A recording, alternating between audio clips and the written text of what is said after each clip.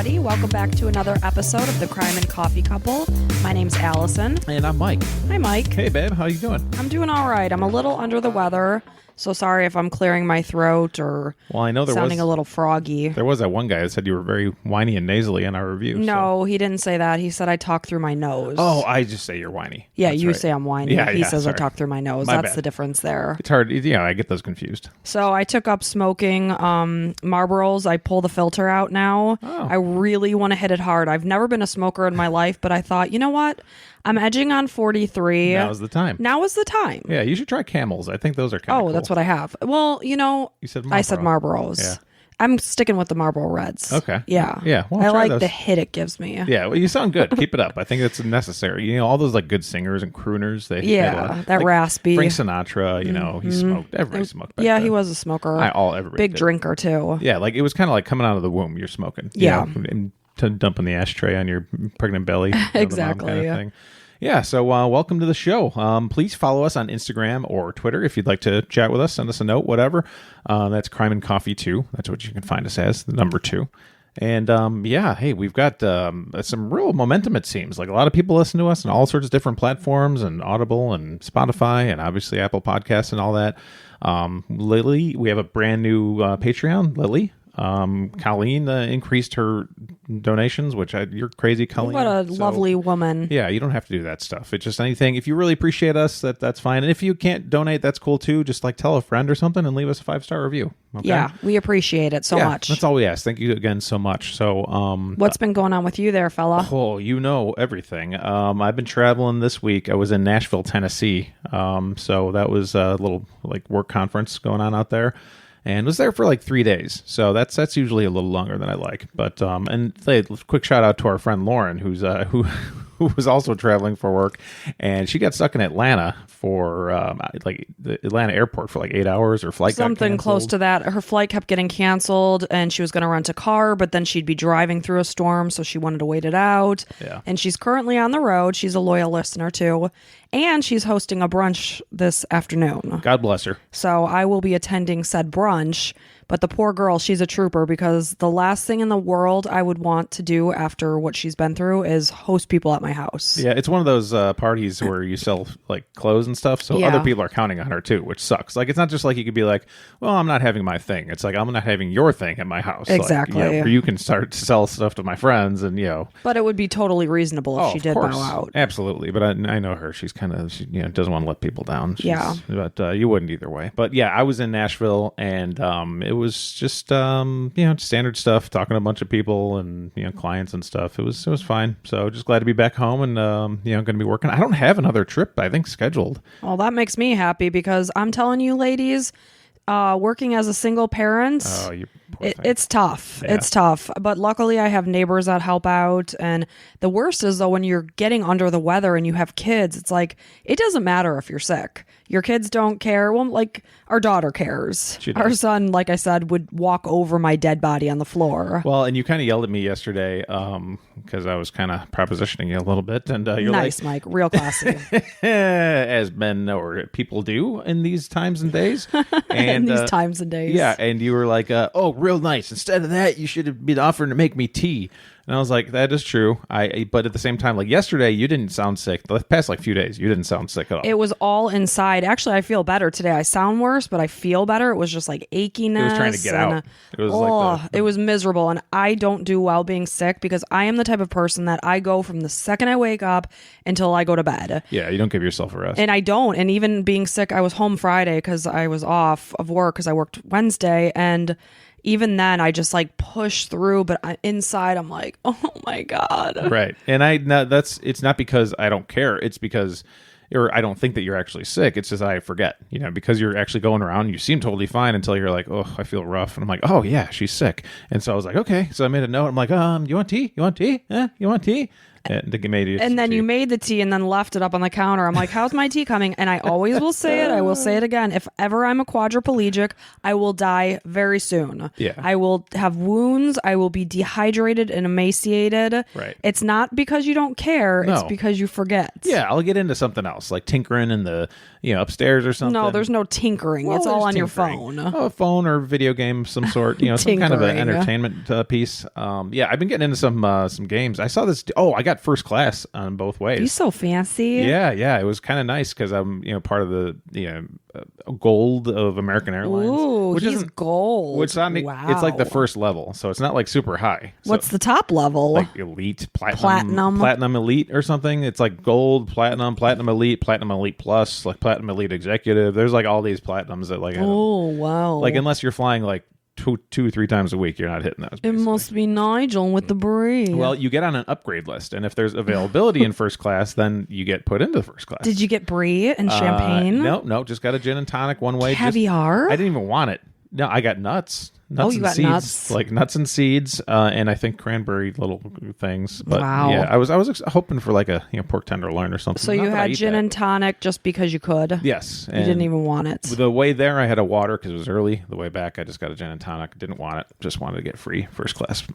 So there was one guy in first class that was like, "Hey, keep them coming," and gave him like a $20 bill. And he just God, what a douche. Well, no, that's what you got to do if you want. Keep them coming. His Well- penis is probably micro.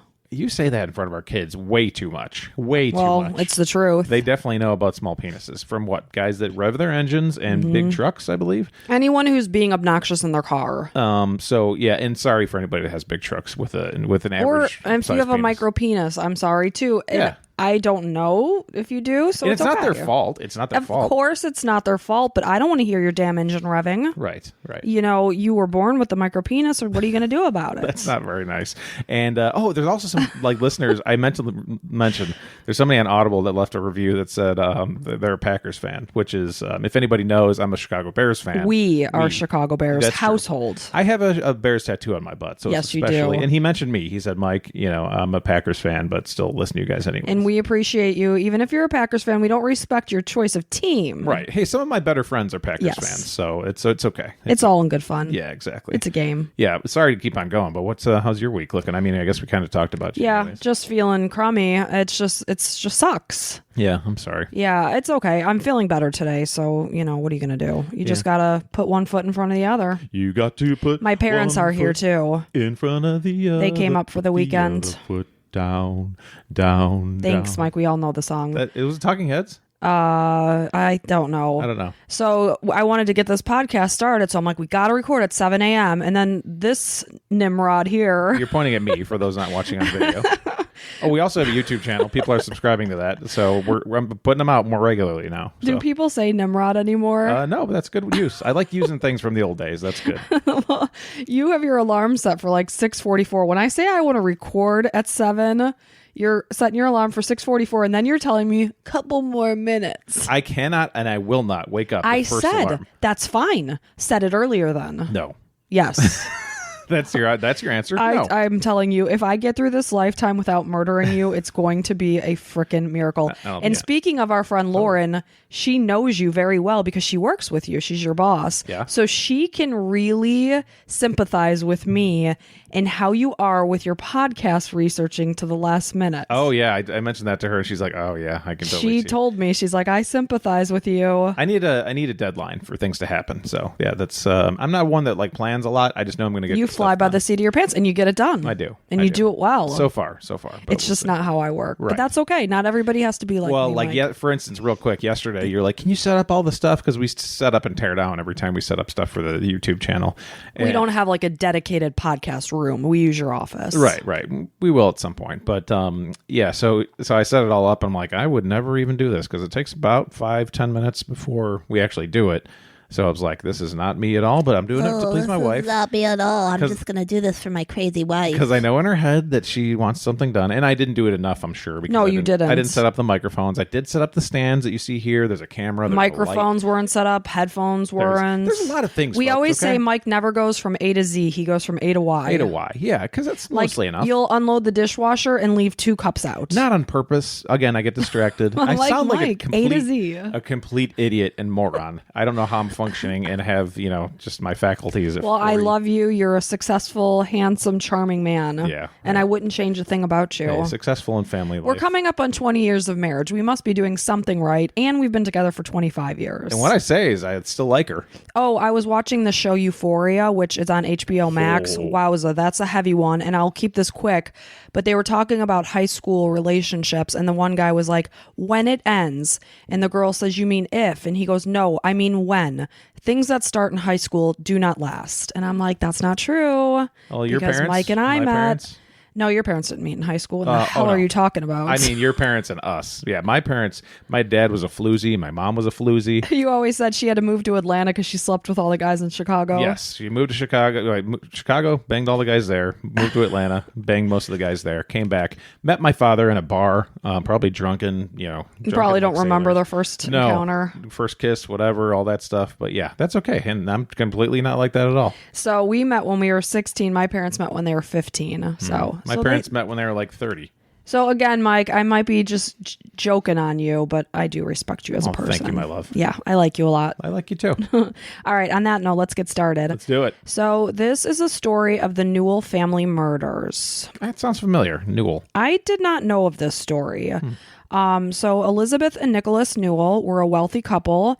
They raised their 2 sons in Jersey. Now you might think, what's the first thing that comes to your mind when I say Jersey? Jersey Shore, Jersey, the Housewives. Yeah, you think of the state of New Jersey. No, this is a different this is a different Jersey, but New Jersey actually got its name from this place. Oh, wait, where is this? Off the UK. It's So it's part of the Channel Islands in the English Channel off the French coast of Normandy. And if I can say, we do have a number of listeners in the UK. It's so confusing to me between England and UK and Great Britain and Ireland and Scotland because they're all part of like UK, I guess, right? Yeah, it is a little confusing to me because I've never been there. Yeah, and that's my problem. If I've been there, I'm good. I have a friend from England too, so I mean, I could talk to him and I'm sure he'd be more than happy to tell me all about it. I want to go to England so bad. So Jersey overseas over there. Okay. Yeah, so it's part of the Channel Islands in the English Channel, like I said, off the French coast of Normandy. So Jersey is pretty ritzy. It houses some of the richest people in the UK. It's a small island. It's about 9 by 5 miles.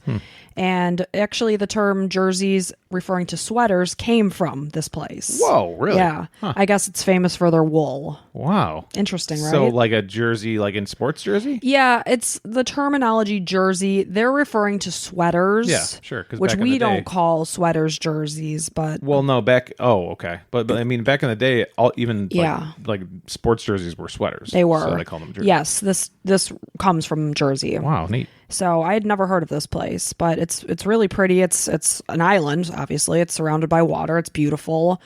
So of course it's expensive to live. So the couple met and married in 1963. They didn't mean to settle in Jersey. It was kind of an accident. So they settled there in 1967. To give you an idea of what they're like, Nicholas Newall came from old Scottish money. His family was involved in the shipbuilding business. Elizabeth Newall had inherited money from her parents who were successful farmers. Ah, so both of them had some money to bring in. They did, money. yes. And they both worked as teachers, but they resigned from their positions in 1968. When you come from money, you get to resign when you're young. Yeah. Yeah, it's one of the perks. Right. And they purchased a yacht. Another perk. Well, you got to do that. Of coming from money. What are you going to do all day if you don't have a yacht? Exactly. So they happened to be on holiday. They took a year off to sail. How amazing would that be? It's kind of scary. It would be scary, but if you're prepared and you're tracking the weather properly, Yeah, I think you're okay. I get the freedom and everything. I get where people would want to do that. Not for me. Just not for me. What? Just not knowing if something can happen at sea? Yeah. It's like, yeah, so, I can see that. It's like, I'm not meant to be hanging out on the sea. I love water. I love swimming. I love scuba. And scuba is, I mean, I've never actually scuba dived, but I you would like to, and you need to. Yeah, for sure. Thank you. And that's nice of you to say. support my needs. And I do wants. want to support you. And I know you would never do it, but I would scuba. I just don't want to go deep. right. Okay. Well, we'll see. It scares the hell out of me to think of all that space between me and the top of the water. You can't get up if you need to. Yeah, I wouldn't go super, super deep, but enough where it'd be interesting. But anyways, like water out in the open sea is just scary to me. It is scary, but again, if you're well researched and educated, you're fine because you know the weather systems. You know what to expect. I just feel like if I was hiking somewhere, then I could okay, I see a cell coming in, I could run, I could find some shelter. In the water, it's like you got what you got. You're stuck. You're screwed. Yeah. So they were out at sea. They were planning on sailing from Scotland to the West Indies, like down by the Caribbean. I never, every time I hear the West Indies, I think of like way back in history class. Well, they sailed to the Indies. I'm like, oh, okay. I am a geography moron. Yeah, so I you have are. to look things Certified up. moron. Because again, if I haven't been to a place, I don't know it. Right. Well, so I had to literally look, okay, where would they have gone from Scotland to the West Indies? Well, they were en route, but their son Mark became ill, so they had to stop in Jersey while they fell in love. Oh, cool. So they decided to stay there and raise their kids. I mean, that's great. So the couple got part-time teaching jobs. They purchased a home. I guess it was called the Crow's Nest because it was like way up at the top. So they got part-time teaching jobs after they stopped? Yeah. Okay. And once they settled and made it their home. Got it. So they bought a house called the Crow's Nest. It had absolutely amazing views of the island. I love houses that have like names already. Yeah, it's really cool. I always wanted to name our house. Let's do it. And I don't know if it's like a cottage thing because obviously I love the movie The Holiday and they name their houses. What is the name of the cottage in The Holiday? What is hers? Is it Rose Cottage? No. Maybe. You're putting me on the spot. And then Jude Law his cottage has a name too. I can't think of it off the top of my head. It's one of my favorite movies, but and they also purchased a villa in Spain. Oh.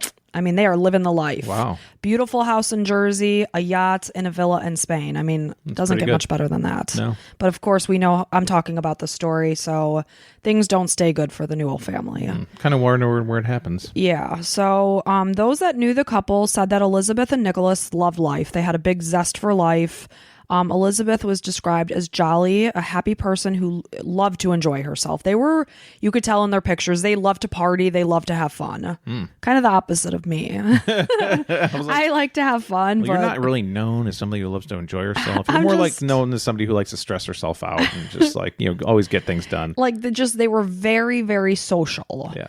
And kind of like the Great Gatsby's, like just having parties. I don't even know who the Great Gatsby's are, but I saw the Leonardo DiCaprio movie, so I have a good idea. And I guess when you only have a part-time teaching job, you can handle these like little raving parties or whatever. I think the part-time teaching job was just something to do. Yeah, maybe, and just a little bit of income. I don't know, but they were big into investing too. Well, you have to be. Yeah. To be really rich, like truly rich, you have to own things that make money, called assets. You need assets to be able to make you money while you're sleeping. Yeah, your money needs to make you money. That's how you're truly rich, is if you have things making money while you're sleeping. Well, we need to do that. I need something to make me money while I sleep. Well, you got to buy it. That's okay. Let's buy it. Right. Oh, we need money to do that. Damn. Oh, foiled again. And here we are. So, like I said, Elizabeth led a very active social life. This social life, obviously, when you have two children, that's the problem. Something has to give. I have a full-time job. I have a family. I have two kids. I'm going to choose to focus my attention on certain areas. Then obviously other areas are going to give. Personally, my social life has had to give a little bit because I want to be there for my kids. Well, someday the kids are going to be grown up, then you won't have any friends. Oh, I'm going to a brunch with my girlfriends. I'm going away for next weekend with my girlfriend. I don't like That's good. diss my friends. Okay. But it's just they're focusing their attention on their social life. Obviously, their attention is going to falter from their kids. So it was, often separating the parents from the children. The boys were sent to boarding school in England. They themselves, when they were younger, went to boarding school. So they kind of carried on the tradition. They sent their boys. The cost of the school was about £30,000 per year. The boys didn't excel in academics, though they were very good in sports. They were very social, but they didn't like boarding school at all. £30,000 a year. Sorry to stop you here. You probably don't know. But no, I don't know. I think a pound is in the area of a US dollar. So, it's not like pesos or something where it's thousands off. So It's pretty close, yeah. I mean, this is in the late 60s, early 70s. Yeah. So that's pretty expensive for that back then. It is. You got to think at least $15,000 at least. Let's just assume it's half. And wow. Again, that was probably back in the mid 70s. I mean, that's expensive now. If not so. maybe it was upper 70s. Right. But it was very expensive. So they were investing all this money in their kids' education.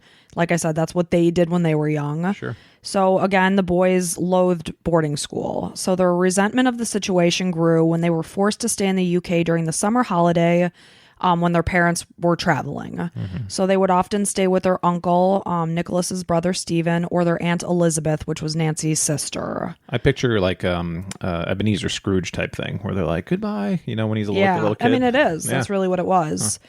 And I don't know if I said it right, but it was Aunt Nancy. So they either stayed with Uncle Stephen or Aunt Nancy when their parents were out and about. Okay. They called their Aunt Nancy Nan. Okay. So the boys, they were rarely seeing their parents. And meanwhile, their parents were enjoying time at their hilltop house in Jersey. They were either on their yacht or at their vacation home in Spain. And I'm sorry, why didn't they see their parents? Why'd they stay with them? Just because the parents were busy? The parents were often, if they were on a school break, the parents could be on their yacht somewhere. Well, come back and see your kids. That's just the thing. I mean, I prioritize my children as first. I guess, it's different time a little bit. They didn't prioritize their kids as much. Yeah, and I mean, it depends, too, where you go. You could go to New York City where there's ritzy areas and all you see are nannies. Yeah. So there's people that are so busy in their careers that their children are basically being raised by their nannies. Right. Yeah. So that happens. Sure. I just never wanted that for my children. I wanted to be the one that was there. So, like I said, the parents were splitting their time between the three places: Jersey, yacht, Spain. Okay. So they often spent their winters in Spain.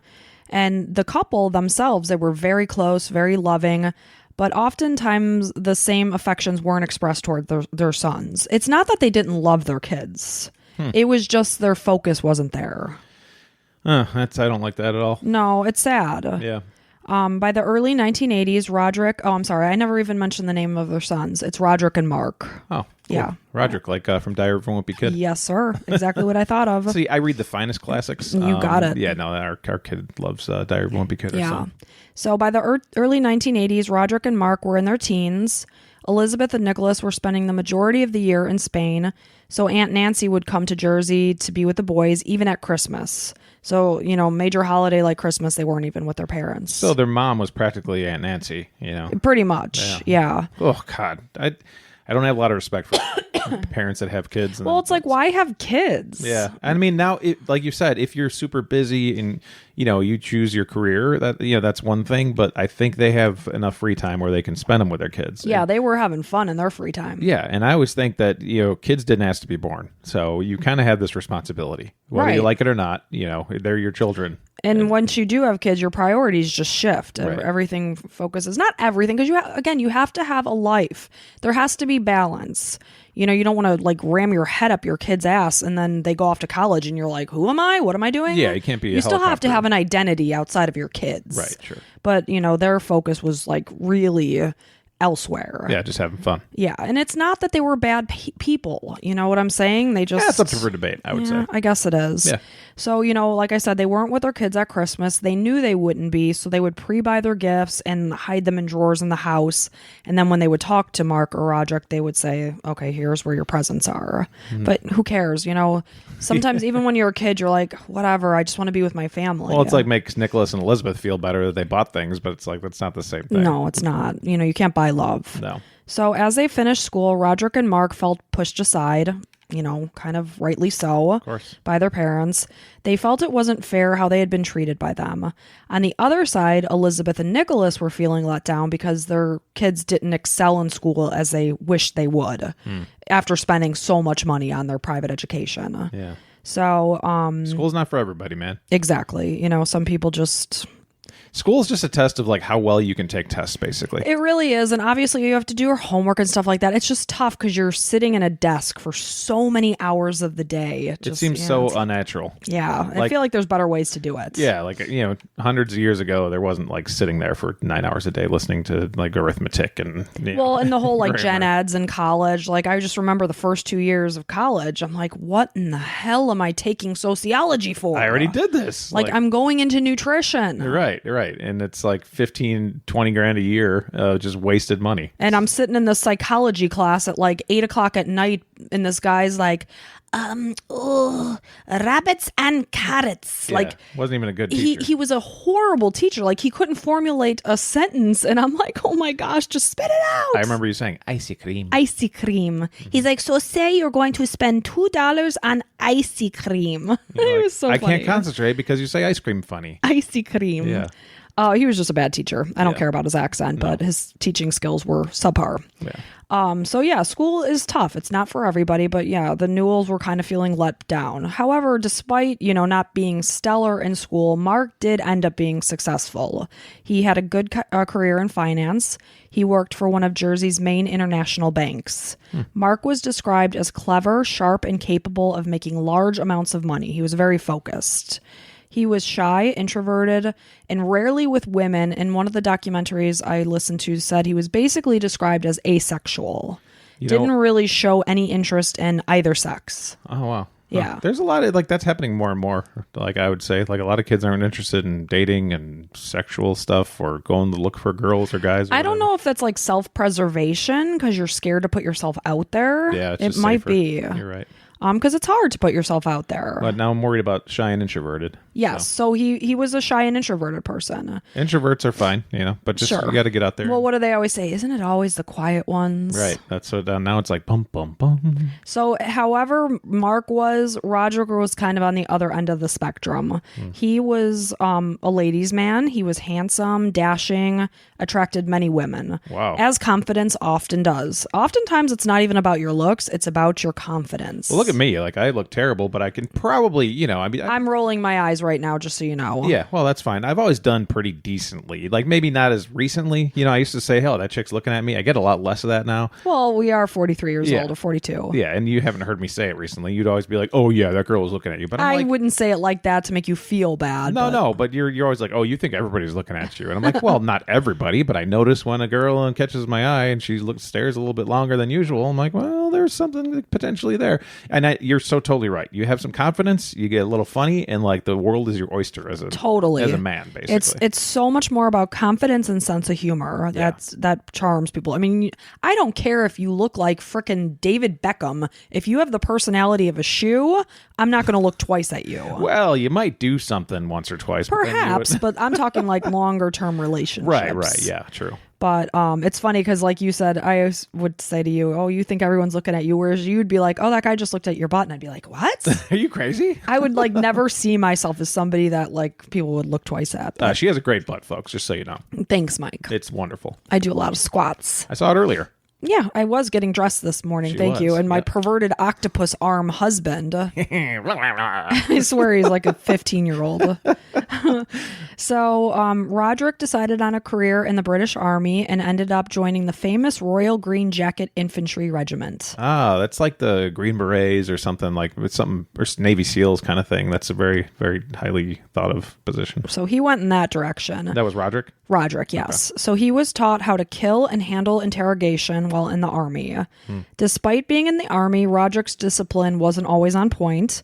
He often challenged authority, and he regularly smoked pot at his barracks. Whoa, what a bad person. So bad. What a terrible human being. But had he been caught, this really could have gotten him discharged. Back then, that was a big deal. So he really was defying authority by choosing to do this. Yeah. And right on the Army bass. Right. Bass. Again, folks, I've not been feeling well. I've been very clumsy lately. Slapping the bass. You told me yesterday, you're like, I'm a little concerned about you. I kind of am. If a stroke's coming, then there's lots of signs here. So. There's not a stroke coming. I just don't feel good. Allison has her shit together for the family. And if we lose her, we are completely screwed. Because like we said, I'm not good at keeping things together. You give me a couple things to do. Yeah, compartmentalize, no problem. But the whole thing, it's going to go down pretty quick. So we'll see. This ship is sinking. Hey, send some thoughts and prayers for me, folks. Please. So he really was like playing with fire by smoking on the army base. Right. But, that's just his MO. He was a kind of a wild child. So during this time that Roderick lived on the army base, Mark lived in his own flat in Jersey. His parents remained up in the crow's nest on their hilltop house. Mark put his career first and ended up leaving Jersey for London. It sounds like he may have kept his Jersey home though. So he was able to go off and travel to London to work. That's what people do when they're rich. They keep homes and then you can rent them out. Yeah. Or just stay in, whatever. It's there for you when you want to come back. And then that's an appreciating asset because usually house values go up. And Yep. then people that have a lot of money have a lot of real estate usually. I would love to have that. Yes. I'd be like, let's go to our home in Paris. Right. And you're like, Allison, you don't speak like that. You were born in Oaklawn, Illinois. But I say, Get yourself together. So he basically put all his eggs in the work basket.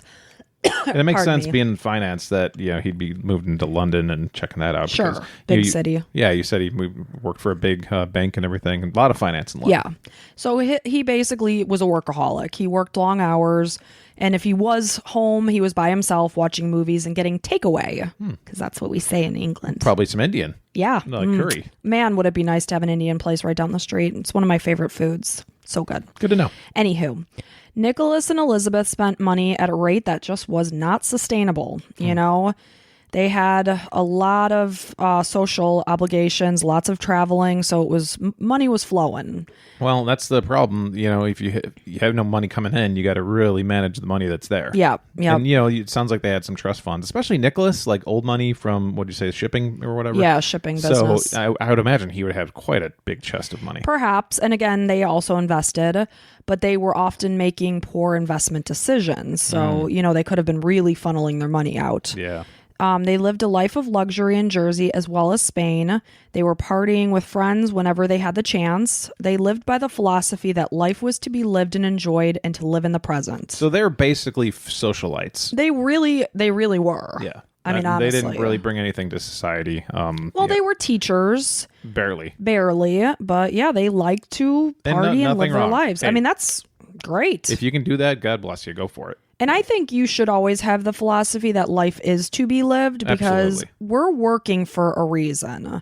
We're saving our money. You got to take those trips. You got to experience things like because you're going to look back in like 5 years and be like, I didn't do anything in 5 years. I Yeah. have more money, but it's like, for what? what's it doing for me? Right. So that's why my biggest thing is travel. Like Absolutely. I'm very passionate about that. I'd rather take an awesome European trip than get granite countertops. Like Yeah, I'd like to somehow manage both. That's my MO. my MO. We're talking El about Cheapo MOs. here. Yeah, we're let's go take some trips. I would love to. I mean, going to Europe is such a dream of mine.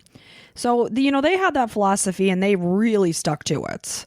So, as good as Mark was with money, Roderick struggled. He had issues making ends meet while in the army. So, during one summer on leave, he was back in Jersey. He had asked his mom for help in paying for his bills. Elizabeth wanted him to be more financially stable like Mark, so she refused to help him. This made Roderick so enraged at her refusal that he punched his mother. Whoa, your mother. He punched his mother. Oh, God. This is Roderick? Roderick. Obviously, yeah, he's the guy that has the Roderick hothead. is a hothead. Ugh, that's so terrible. Gosh. Yes. I mean, Can you imagine Cameron punching me? Cameron would- is our 13-year-old. I would do bad things. Like, it's just like you don't punch your mother, a woman. I mean, if a woman's coming at you, punching you in the face, go ahead, defend yourself. But Well, it's like such a tantrumy baby reaction. It's like you were told no, so you're going to raise your fist and punch me? that's certifiable. Like, you got to be put into jail for that. I mean, that's just sickening, really. absolutely gross. So Elizabeth ended up forgiving Roderick, but when Mark heard about what happened, he was shocked and disgusted. But at the same time, he kind of wasn't Mark, that the brother. surprised. Mark, Yes, okay. his brother. He was himself scared of Roderick because he knew that he was so easy to fly off the handle. Yeah, and obviously, you Yeah. punch your own mom, you're definitely a problem. Yeah, it's like, get your shit together. So by the mid-1980s, Roderick's anger and resentment towards his parents continued to grow. He was very concerned because he was seeing them spend without care on their lavish lifestyle. With this, his nest egg is dwindling. He's watching it shrink before his eyes. I could see that. Yeah. I mean, it's not yours to have, but at the same time, like they got it from their parents. Like, can I have some of it too? And then you're like, you're just out there wasting it. Like, how dare you? Yeah, it's a tough one. So in order to replete their draining account, Nicholas and Elizabeth decided to sell their Jersey hilltop home in 1987. The crow's nest. Yeah, the crow's nest was sold. They decided to purchase a small bungalow at a much less cost. So, smart financial decision. Yeah. Mark and Roderick were heartbroken, though, because that was their childhood home. I probably bought them like $1 million or something. Yeah, but they also feared that their inheritance was draining away, like I said. Yeah, well, childhood homes, it's like you attach like these emotions to a thing, and it's like someday you're going to leave this house, like Right. someday. So may as well, I mean, if you make the best financial decision. And like, it's just like kind of get over it. My childhood home was sold as I graduated high school. So I've been out of my childhood home since I was 18. My parents sold our Illinois house and moved to Florida. So my parents still live in my kind of childhood home. it was your childhood home. You were there since you were in fifth grade. Fifth grade, yeah. So, and I'm actively trying to get them to sell it. So if somebody wants to buy a home in Orland Park, Illinois, let me know. It's a really nice. Beautiful property. Yeah, nice property. Right on the lake. Yeah. So the bulk of the Newell's money was invested in the insurance markets. In early 1986, Mark urged his parents to withdraw their money, predicting a downturn in the markets. They did not heed his advice. And on Monday, October 5th, 1987, as Mark got to work, he discovered that the insurance market had crashed. Oh, no, that sucks. No, Mark's going to be flying off the handle. Oh, now again, Mark is the level-headed, responsible one. Oh, However, this was a big thing because he warned them. He said, you got to get your money out. Yeah. They didn't. That's the worst when you say, like, something's going to happen, and it happened. Mm-hmm. Yeah. So on further digging, Mark found that his parents would need to pay a lifetime of annual fees to the insurance market, amounting to hundreds of thousands of pounds. Wow. That would completely drain their assets. Every year, they would have to pay this. Because of the investment that they made, whatever it was. They probably were leveraged or something and actually owed money. I don't know a damn thing about anything you're saying. So there's a way to... It's kind of borrowing money. It's essentially borrowing money and betting that the stock market's going to go up, usually. There's also a way to do it that betting it's going to go down, but most people do it betting it's going to go up. And you get like 10 times the amount of money you actually have. So if you put in $100, you get like 100,000 basically. It's gambling, yeah, really. Totally. It is. And so if that investment goes way down, you actually owe shitloads of money. And they owed shitloads of money. Yes, that's probably what happened. That they'd have to pay back for the rest of their living days. Right. So, basically, it would continue on until their deaths. So Mark informed Roderick of what happened. Roderick's like getting his gloves on. He's like, here we go. So again, the market crashed on October 5th. So this is now moving on to like October 9th-ish. Roderick contacts Mark with the idea of meeting up at their parents' house for a surprise celebration for their mom's 48th birthday. At this time, just to give you an idea, Nicholas was 56 years old. Okay. So he was older than his wife. Mm-hmm. So at this point, Roderick was 22 and Mark was 21. They're young. Yeah. I'm talking about like old flats here and there. They're young. Yeah, I'm picturing like late 20s or something. Huh. Nope. Very early 20s. Yeah. So on Friday, October 9th, 1987, Mark and Roderick flew back home to Jersey. Elizabeth booked a reservation for the following evening at the Seacrest Hotel.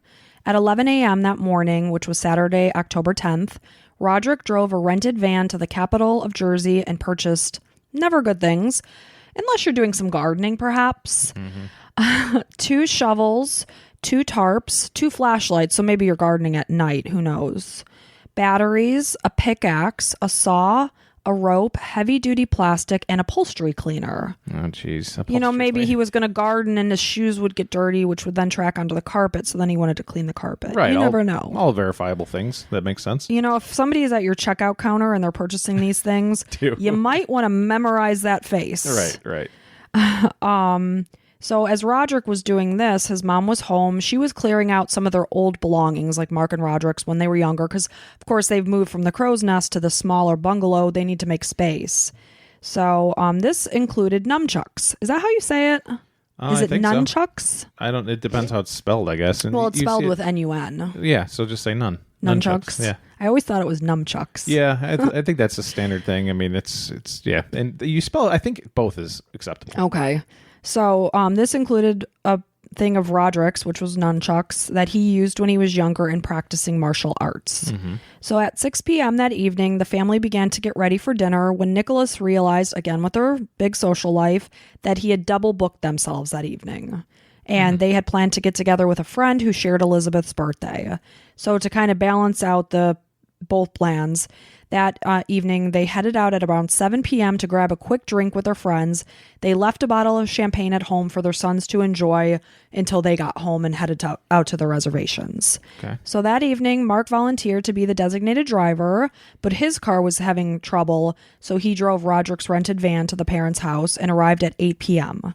The supplies that Roderick had purchased earlier that day sat in the back seat of the van. Whether Mark noticed them or not, who knows? We don't know. Well, you see some shovels and tarps and stuff, and you're like, okay, well, he's doing some Yeah, work but somewhere. Roderick doesn't live there. He's visiting. Like, what in the hell are you purchasing shovels for when you're here just to celebrate your mom's birthday? Maybe like a anniversary hole or maybe he was going going to dig for a lemon tree to signify his mom's 48th birthday. You never know. So, the boys arrived at their parents' house at 8:04 p.m., though their parents were still nowhere to be found. And it sounds like they didn't communicate that they were going to their friend's house. So they're like, where's mom and dad? Hello, we're going to dinner. So soon their parents arrived back from their friend's house. Nicholas opened the champagne for the family to enjoy before they headed to dinner. At 9:15 p.m., the family headed out for dinner. Pardon me. I know it's annoying. At 9:30 p.m., the family sat at the dinner table at the Seacrest Hotel. Mark drank soda while the rest of the family drank through 2 bottles of champagne and 3 bottles of wine, keeping in mind they had already enjoyed a bottle of champagne at home. That's pretty good. 2 bottles of champagne, 3 bottles of wine between 3 people. So and each. Nicholas and Elizabeth had gone for drinks at their friend's house. Right. Too. So at least a bottle of wine each and 3 bottles of champagne between the 3 of them. Yeah, it was a lot of alcohol. So they drank through all of this alcohol as they enjoyed their seafood dinner. Nicholas and Elizabeth were celebrating not only Elizabeth's birthday, but also the fact that their whole family was together again. Yeah. Because obviously they're kind of scattered all over. Something to celebrate for sure. Exactly. So Mark treated the family to dinner that night, and at midnight they arrived back home. I'm like, oh my gosh, you have dinner at 10 p.m.? Who has dinner at 10 p.m.? Like we talked about last time. What are you, people on cocaine? Exactly. Party animals. Yeah. So when they got home, Mark basically headed out. He went back to his Jersey house almost immediately, driving Roderick's van home. Elizabeth soon headed to bed, and Nicholas and Roderick opened a bottle of their favorite scotch. So apparently the multiple bottles of champagne and wine, they wanted a nightcap. Well, if you're people that are constantly out, like, having fun with friends and stuff, they probably drink a lot and having, when we used to drink a lot more, that wasn't a lot for me. But, if I could easily have a bottle of wine, some champagne, and maybe some scotch. No problem. Yeah. No problem. I'd probably have been under the table, but Yeah, you're small. So they were basically having a nightcap, just Nicholas and Roderick, father-son time. So they started to discuss Roderick's life in the army and where he saw it going. At 1:30 a.m., Roderick told his father that he wanted to leave the army. Nicholas was stunned and very disappointed with this news. The two began to fight, both intoxicated at this point. Nice. Those are always the worst, like you're going to do something you regret. Never have a important conversation when you're intoxicated. I don't know. Sometimes they're easier when you're intoxicated. No way. God, what a horrible idea. If you're wasted, you shouldn't be having conversations about life changes. Wasted is different than intoxicated. Well, they were intoxicated. They had several bottles of wine. Wasted is what you mean. Well, they were intoxicated. Yeah, I mean, a little drunk, a little buzzy. I think that's the best time to have a good think they were conversation. probably beyond buzzed at this point. Okay. Yeah, for sure. So Elizabeth had just gone to bed, so she was eavesdropping at the door. She heard Roderick accuse his father of neglect. Nicholas told his son to leave. He's like, get out of here. Roderick refused, so Nicholas pushed Roderick. He fell and struck his head on the table as he fell. Roderick at this point was filled with rage and grabbed the nunchucks. It was the first thing he saw. It was literally just sitting in a box there. Yeah. Because his mom was organizing that day. So he grabs the nunchucks and begins striking his father repeatedly. Oof, you get one hit to the head from the nunchucks and you're in bad shape. It's no joke. Yeah. So he was repeatedly striking him in the head as Elizabeth was watching in horror. I mean, these are like hard wooden staffs, basically, that are probably, 2 feet long each or something like that, 1.5 feet long each. And that's, I mean, solid wood. Like, imagine getting basically hit on the head with like a baseball bat. Yeah, right, basically. My brother had nunchucks, of course. Of course he did. Of course he did.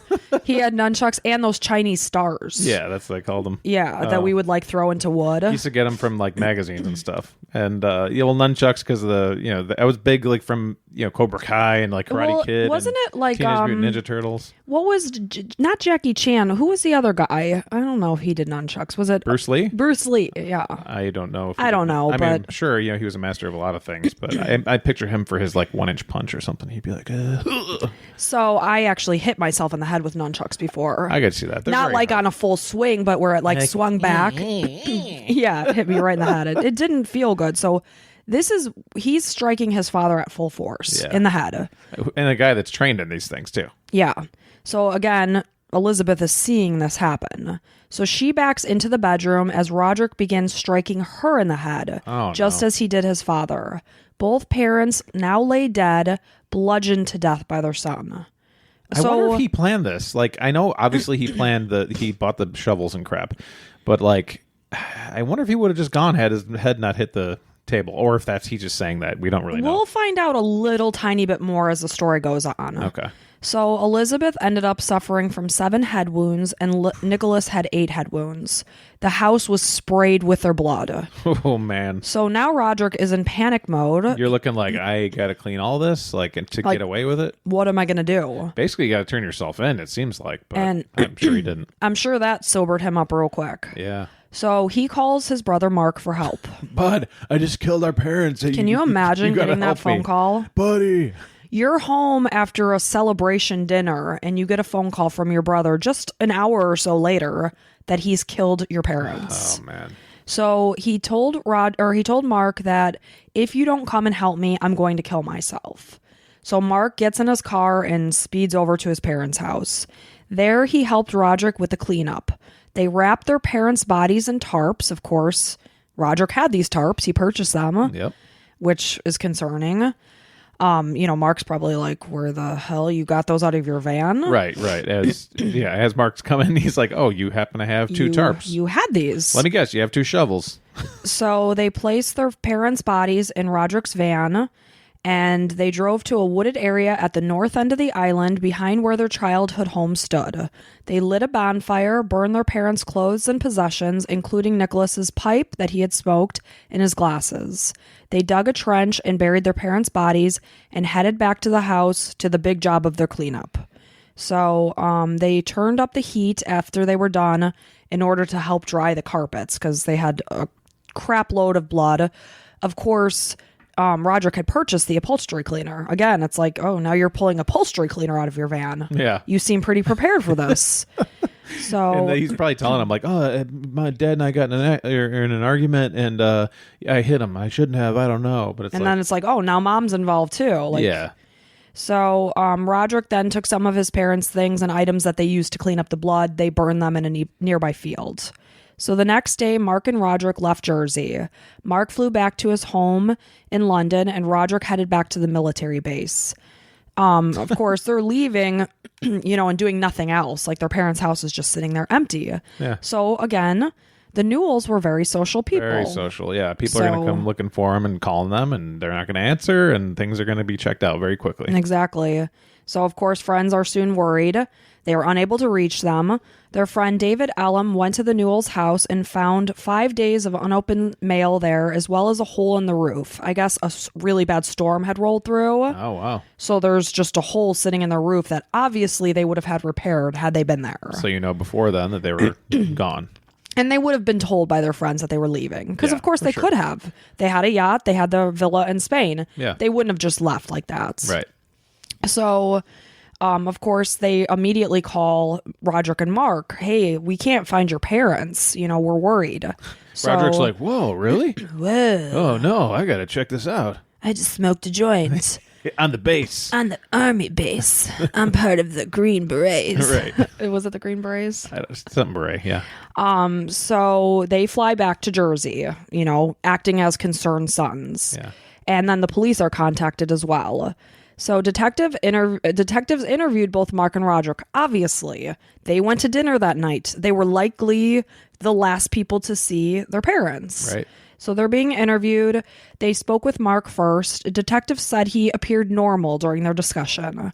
However, while they were having their discussion, they wanted them to be separate. Sure, to match their stories. Of course. But during their discussion, Roderick continued to bust into the room, saying he wanted to be part of the conversation. Never a good look. No. I mean, that's not guilty, but it is something. It's a red flag. Yeah. So the detective Suspicious. said when he was barging back into the room, he was very agitated in his demeanor. Okay. So the boys claimed to have spent the night at Mark's house, returning to their parents' house the next morning for breakfast and lunch. They said they left Sunday afternoon around 3 p.m. While they were there, their mom's friend Maureen Elam, who was married to David, who came to the house and saw the mail there, had brought flowers for Elizabeth because, of course, it's her birthday. But they told her that Elizabeth was still sleeping. But it sounds like it was pretty late in the day. But again, they went out, they drank, so maybe she was still sleeping. So they said that when they left back to go to their own homes, everything was normal. They were both consistent in the story. And they said, again, that each had slept the night at Mark's house. They both said that. But then they started to get screwed up in little details, like, where did you sleep in Mark's house? Oh, I slept on the couch. Oh, I slept in the room. The one said the other. Well, why wouldn't... I mean, they slept there. They probably both did, right? No, they didn't, because Oh. Roderick was at his parents' house attacking his parents. Well, I mean, he never went back to Mark's But house they to slept at sleep. some point that night, right? No, they buried their All night? parents and cleaned. They stayed up all night? They stayed up all night Okay. erasing the murder. They never went to Mark's house to sleep. That's a big red flag. So little details were not consistent. Yeah. Where they slept at Mark's house. Little things like that. So, Jersey police considered this a missing persons case and organized a huge search of the island, finding nothing. The residents of the island could not understand what could have happened to the couple. Forensic scientists spent 4 days combing through the interior of the house. They found blood stains in the lounge and in the bedroom. Of course, the carpet didn't show it. It was when they pulled it back because they cleaned. Right. It's exactly what happened. They found that the blood in the lounge matched Nicholas. The blood in the bedroom matched Elizabeth. Right. So now it's obvious that this is a murder case, not a missing persons case. There were cloth fibers found that matched the towels that were stored in the kitchen. Police concluded, again, it was a double murder. And Mark and Roderick were told what the detectives found. Both had no comment. Police Now believed... they're like, yep, we're staying quiet from here on out. Gotta shut my mouth. Yep. Police wholeheartedly believed that the two sons were involved in this. Because, again, they were the last people to see their parents. Yeah. But they had nothing to charge them on at this point. So hundreds of volunteers... Well, they got to find a weapon or something like that. Exactly. They're just suspicion right now. Yes, very strong suspicion. Hundreds of volunteers came together to look for their bodies because, again, it's an island. There's only so many places they could go. It's Yeah, 5 to miles 7 by miles or so. 9. Yeah, 5 by 9. Yeah. So that's why I was surprised. You said there was a manhunt and everybody went searching and they didn't find anything. I'm like, that's not much of a hunt because, I mean, you would find the graves, right? You would think. Yeah, they didn't. Okay, not initially, but... Helicopters were involved, dogs, radars, nothing. Nothing was found. Soon, Mark and Roderick headed back to their own lives, and the case basically hit a dead end. I did hear at one point that they also found the bonfire with the burned items. Some of the stories were inconsistent, but I did read that. You would think. I mean, weird. Well, again, it's not a huge place. Right. In the U.S. or whatever, or wherever you are, you can drive thousands of miles away to do these things. Sure. You only have so much space here. However, you do have the sea. Right. They could have put their parents' bodies in the sea. Would have been the smart thing, I guess. Although maybe they'd bloat eventually and start floating, as we know. Yeah. I hate to talk so crassly. I know, it's terrible because we're talking about two human beings. Right. So that's you'd want them to decompose and eventually just go away. And I'm sure at this point, Roderick and Mark are just feeling like they got away with it. Like they're like, okay, I think we're good. Yep. And especially now, we're moving on to January 3rd, 1991. Over 3 years after the murders, the Newalls were officially declared dead. The inheritance, because they're declared dead, is now up for grabs. Well, the sole beneficiaries are their two boys. Sure. So they inherited just under £1 million. Roderick then left the army and bought himself a yacht. I heard he bought a yacht or he took his parents' yacht. There were two different stories there. Regardless, he was sailing around the southern Atlantic. He arrived in Brazil in early 1992. He met a woman named Helena. I would say Helena. Helena Pado. But, from here, so I don't know how they pronounce it there. This cold medicine just doesn't sit right in the brain. Okay. And they lived together for 6 months. So he kind of settled in Brazil for a bit and lived with this woman. Mark continued to excel in his career in banking. He owned homes in London and Paris. And 5 years after the murders, they were no closer to being solved. I mean, and again, as the years pass, it's like it starts to kind of taper and fade away. Yeah, the feelings and stuff. You're okay. The momentum. Forget about it a little bit. The momentum fades. Yeah. So on the outside, Roderick's looking like he's living the dream. He's sailing around. He's not working. But on the inside, he was being eaten alive by his parents. What he did. Yeah. Yeah. Wow. I'm surprised he has a conscience. I was actually very surprised by that. Yeah. I did not think he would give a flying hoot. Right. But he did. Hey, watch your language. I know. I'm so sorry. Thank you. So in July of 92, Roderick sailed back to the UK to visit Aunt Nancy. During one evening, he let it slip that he knew how his parents died. He just wanted to get it off. He had to get it off his chest. Yeah, it's like they say, like if you cheat on your loved one or something, and it's like over, like don't bring it up because you're only helping yourself here. Like you're going to hurt somebody else and help yourself, and ultimately it's a net negative. It's a very interesting thing, guilt. Yeah. Like, so he's getting that need to just get it off your chest. Yeah. So I guess he was being kind of cryptic about it. He basically told Aunt Nancy, you wouldn't understand what happened, but didn't delve into any kind of details. So Aunt Nancy probably doesn't want to know either. I mean, this is her sister and her brother-in-law. I mean, I guess she does want to know. Yeah. Well, yeah, she does want to know. Get some closure. Exactly.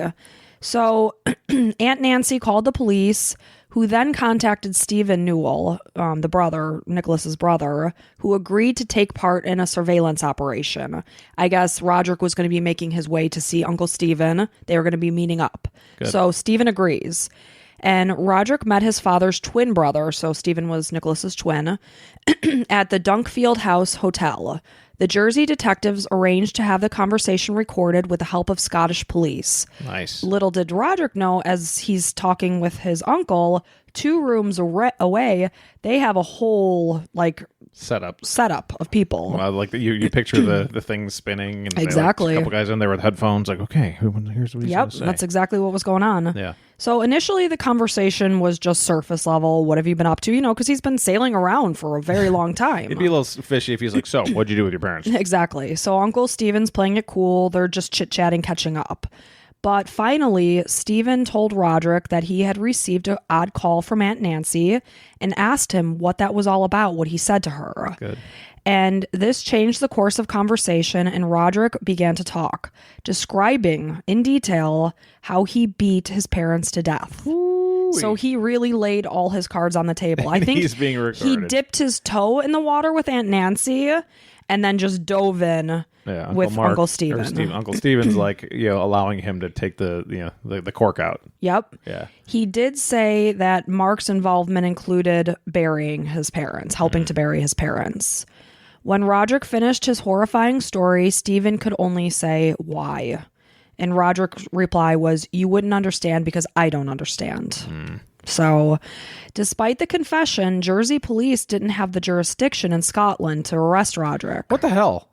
That's crazy. Yep. Oh. You got all those red tape, all those, hoops you got to jump through. So they needed to follow him back to London. Just after 7 p.m., Roderick left the hotel, completely unaware that unmarked police cars were following him. However, he was in the army, he was trained to be aware of his surroundings. Mm-hmm. Well, he had to have found out and looked in his rearview mirror because the police said he began to speed up. Okay. And do a lot of zigging and zagging. Take a couple left turns and be like, okay, yep, this guy's following me. Exactly. So he got his speed as high as 100 miles per hour, but then he would slow down, clearly, again, wise to the fact that he was being followed. Mm-hmm. He pulled off and was somehow able to avoid the police, get to his boat, and sail away. Wow. So he got away. Wow. But then over a week later, he was spotted in Gibraltar. Okay. And the police called the Royal Navy, and after a two-day pursuit, Roderick was found 150 miles southwest of Gibraltar.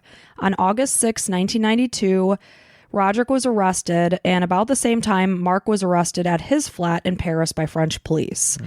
There, propped on his windowsill of his Paris flat, sat the receipt from their dinner from the family's last meal. Wow. Yeah, it's like he saved it. I mean, it was literally just propped on the windowsill. Wow. Crazy. And this was years later. It's not like it was framed or anything. Like No, it was, just propped. Wow. So you must have been thinking about it or Yes, something. I'm sure. I mean, you dug a friggin' hole and put your parents' bodies in there that were wrapped in tarp. Man, that was his bad thing. Just helping him do it. Like, he should have been like, you got to go to the police. I know. Man. Like, this isn't going to end well. I think he was afraid of Roderick. Yeah, I really do. You're probably right. Yeah. So the Gibraltar courts deemed the confessions inadmissible, and the police were left to find more evidence. Well, I was wondering because it wasn't his. You can't record somebody without their permission. I don't think. I don't know. I mean, he said what he did. I was, as you were saying it, I'm like, I don't think this will be allowed in court, but we'll find out here. It That blows my sucks. mind. Yeah, because you're like entrapping them or something. It's I don't know what the deal is. I don't know why it's illegal. It's I'm a sure friggin' there's- confession. Yeah, but not meant to be a confession to the authorities. I don't know. Yeah, but a lot of people won't confess to the authorities. You're right.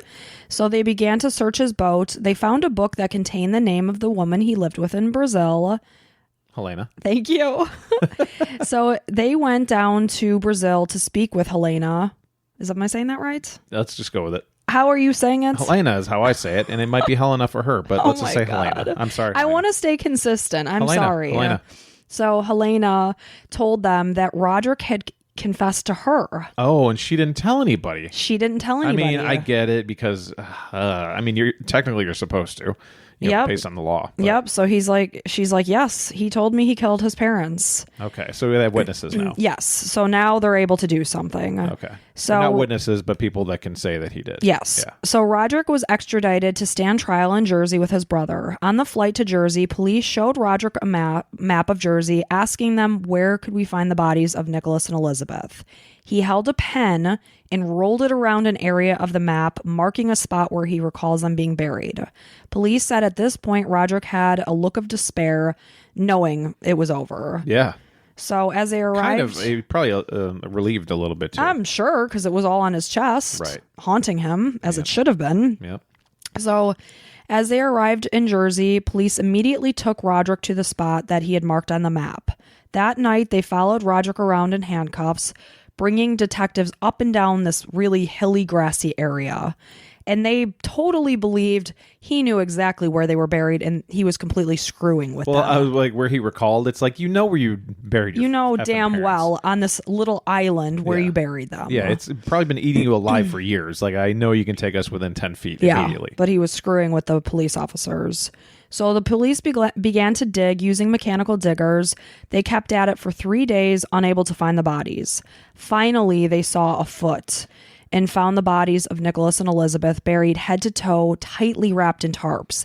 They said that they were basically wrapped so tightly that it kind of preserved their bodies in a way. Jeez. It's very sad. That's what I was wondering. Like, you got to have the dirt touching the skin in order, I mean, And oxygen. I you only know? think that because we have a compost bin in the back, and it's just, it's disgusting to even think about. It's horrific. Yeah.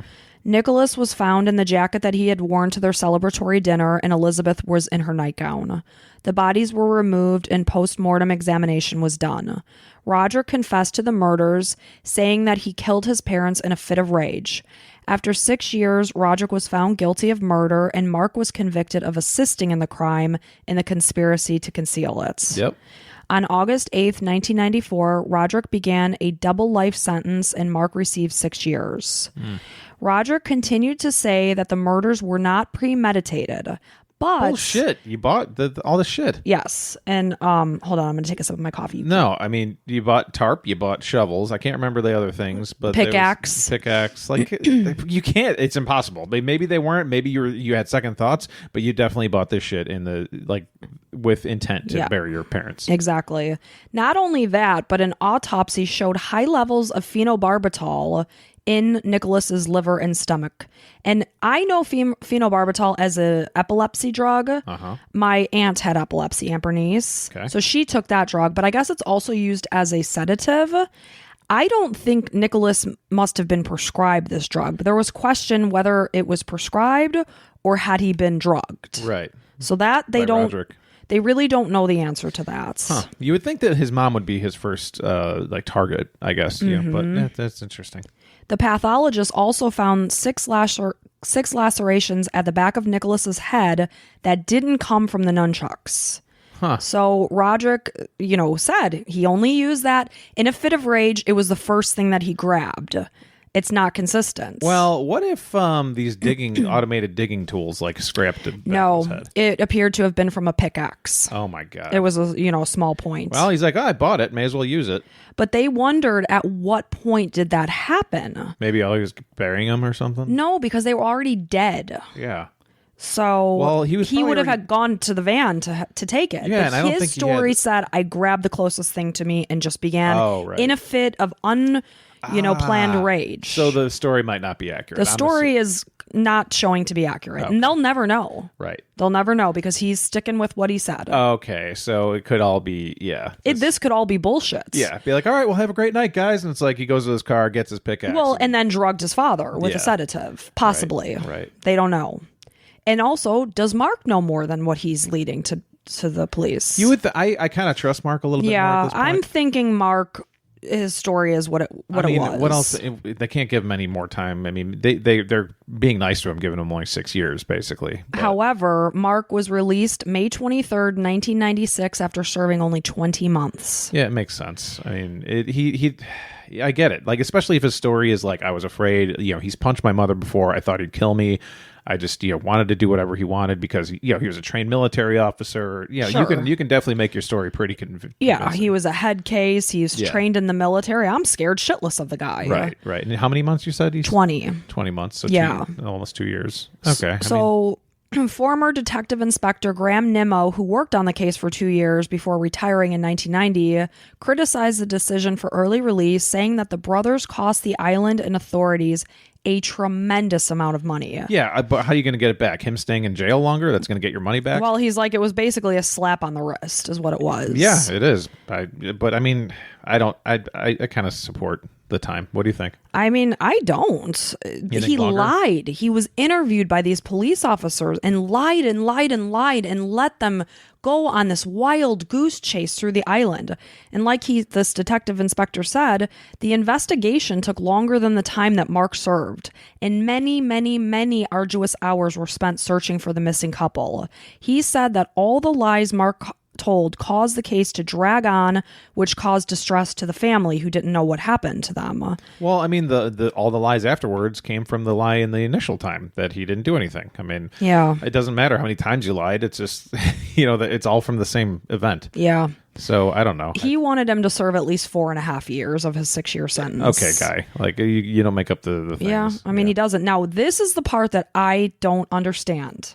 So Roderick is given a double life sentence. Yeah. He was released on my birthday, May 24th, 2007, after serving 12 years. That's completely fucked. I don't even know how that happened. How? Well, Mark must have paid somebody or something like that. I'm sorry if I don't know. I don't know if that's possible. Yeah, I don't know if that's possible or if that happens. I don't know if I get in trouble for saying that, but he killed both of his parents, buried them, and lied, and got 12 years prison something's sentence. Fishy there. Something's double very life fishy. Sentence. Right. I'm confused, and I couldn't find out why. Say what you will about the death penalty, whether that's like moral or not, but it's like you would think of a double life sentence, meaning I heard this like comedians say it, meaning that he has to die, and then if he was born again, die again, then he would like have to go to jail again, and then he'd have to die again. That's what it means to me, but apparently it only means 12 years. That is crazy. If this dude is out and about, like this dude is out and about, and he has fallen off the face of the earth. Yeah, because he's a scumbag, scary piece of shit. So when found guilty, Roderick was banned from inheriting more of his parents' estate. I don't know who can make that decision. Wow. But you killed them. You're going to get their money? Well, I mean, who decides that? I don't know. You know, like I guess the laws. It doesn't matter if you're like a dictator that is responsible for genocide. If your family left you money, you still get it. I don't know. So, however, Roderick remained close contact with Mark, who did have access to about half of the £1 million that were left. Which, of course, Mark is a smart guy. He invests. Of course. They believe it had gone up to about $3 million at this point, at the time that Roderick was getting out of jail. And they believe there's no doubt in their mind that he got at least £1 million. Sure. At least. Yeah. So a report in 2006 indicated that Roderick was on day release from Ford Open Prison working as an IT lecturer at a college. And he was going by the name Rod Nelson. The college principal said that Roderick should be allowed to get on with his life. Well, that's kind of funny because Elizabeth and Nicholas can't get on with their lives. Yeah, that's kind of crazy. I find it bizarre. Like, he viciously murdered his parents. Yeah, it wasn't an accident. Oh, let him get on with his life. If it was like an accident or something, that's one thing. But this is something premeditated. He definitely wanted to do it. Like, that's, yeah. This sickens me. I don't know how you can have that thought that he already served his time and he's fine. He describes... The one thing, I guess, he's not going to... I'm pretty confident he probably won't kill other people, but at the same time, like, if he has a wife or something that crosses him, it's not against the... It was all money driven, really. Yeah. He was disgusted that his parents kind of tossed him into boarding school and that they were squandering his money. That happens to a lot of people and they don't kill their parents. The whole thing too is like, it's not your money, dude. This is your parents' money. Right. You just chalk it up to, there's people that like blame other people for a lot of things. And then there's people that are like, well, I got to pick myself up by my bootstraps and make the best of it. I think he felt like his parents owed him this money and they're blowing it. What's nice, being from a rich family, he probably had plenty of contacts that could still make him a lot of money. So his parents are very social. I have no doubt his parents knew people that owned big businesses that he could probably get really good jobs from. Well, really and Mark cushy. Probably too. Yeah, absolutely. Oh, yeah. Mark, his brother, the finance guy. I mean, he had options basically. Of course, but he was lazy. Yeah, but this isn't like somebody that comes from like nothing and then has no contacts, nothing. Like you have plenty of resources to make plenty of money here. But it all stemmed from that market crash. Yeah. Knowing that his parents were going to have to spend hundreds of thousands of pounds every year to pay back. Well, That's what triggered him to plan this birthday celebration. He used his mom's birthday as an excuse to get him out there. I guess I missed that he planned it. He planned it. Roderick did. It all came immediately after he found out from Mark that the market crashed and his parents lost everything. Hey, let's get together. Yep, that's exactly what it was. Oh, man. That's, he's you know what? If you're a person that blames everybody for everything, then stop it. Just like pick yourself up. Own it. Do it. I mean, it sucks. Maybe you don't have a lot of options, but just try to make the best you can. Of course, there's kids that come from, the lowest of the low. Their parents are on drugs. And I mean, they're starting out with their odds so stacked against them. Yeah. And sometimes they end up being amazing people. This kid was given opportunity. He was sent to this private school. And yes, he was away from his family, but he had opportunity. He just wanted to sit and smoke pot and sail around the world. Yeah. That's what he wanted. Yeah. That's he didn't want to work for his money. No. So this same principal that said he should be able to get on with his life described Rod Nelson. I'm sorry, we're not talking about Roderick Newall any longer. He described his work as exemplary and resulted in the offer of employment as a technician. So he was employed. He was released in 2007.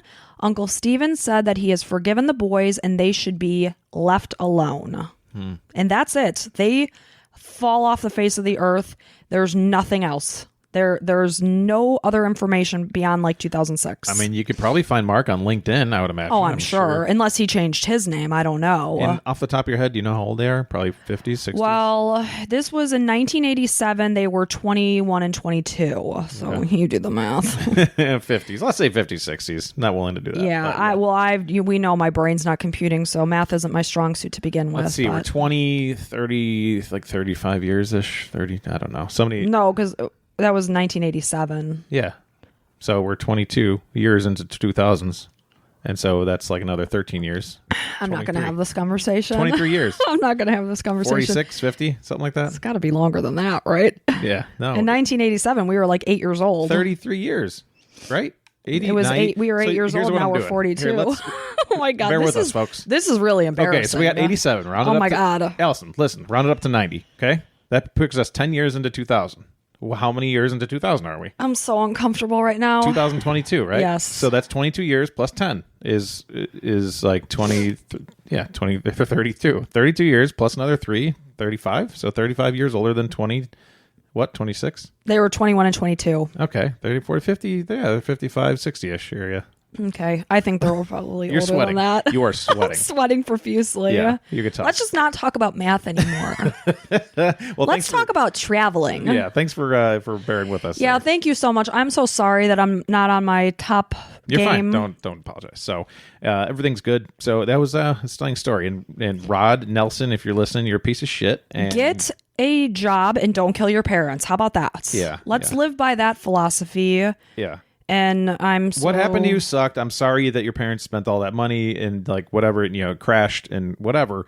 But you have Shit happens. You have resources that many people would love to have. So just freaking. And his parents were allowed to do whatever the hell they wanted to with their own damn money. Right. And sure, they inherited it from their parents, and you didn't get some. That life happens. I never have the feeling that my parents like owe me anything. Like I don't look at their money as I'm a grown ass woman as mine. Right. Like my parents did decently well. I'm not expecting anything from anything. It's just like, they gave me an awesome opportunity. They gave me a good education, and you had your education paid for, which was like, more than most people can ever say. Most people are hundreds of thousands in debt for college. So. And that's like more than I could have ever asked for. Right. I just don't expect anything from anybody. It's like work your ass off, do your own shit. You got to live in Jersey, a spectacularly awesome place. Yeah, your in the UK. family had a yacht. You were able to sail. Like, this is inexcusable, disgusting behavior that somehow resulted in 20 months and then 12 years for Roderick. I hope Roger can get some mental help and get through this crap, because just blame yourself, buddy. Yeah. Yeah. And So Mark, I don't even know what to say to him. Sad ending for Elizabeth and Nicholas, who had plenty of years of vivacious life ahead of them. But Vivacious? You're a vivacious. reader. You read books. It was snuffed out by a jealous rage. Yeah. Well, So way to put that together. Good research. until next time, we'll be back. And thank you all for being here. Thank you for being loyal to us and sending such nice reviews. We appreciate it from the bottom of our hearts. We appreciate it. I got to tell you, the community so far that has come together for the Crime and Coffee couple is like fantastic. You guys are so cool and like very Awesome. complimentary, and like we want to keep this positive vibe going. Absolutely. I was actually sitting out at our son's baseball game yesterday talking to my mom because we haven't caught up about the podcast. And I was just like, these people are amazing. Like they send like nice notes and just like, you guys are really good together. Thank you so much. It means quite a bit. It really does. It boosts us up. It keeps us going. It puts that fire under our butts to do the research and give you guys good content because you deserve it. You're here listening to us. Yeah, 24 hours before the show, I'm ready to start my research. So, just reading those. Hashtag this is my life. Yeah. So, no, thank you so much. Hey, I wish I had more coffee, but I'm going to cheers you anyways. I'm all Until done. next time. Yeah. Cheers. Bye. Bye.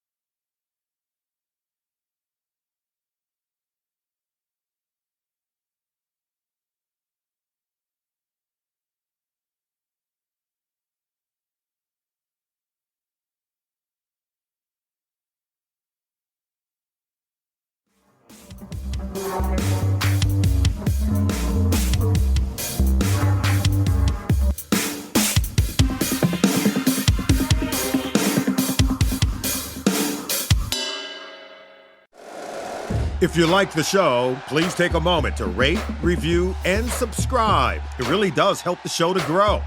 Thank you for listening.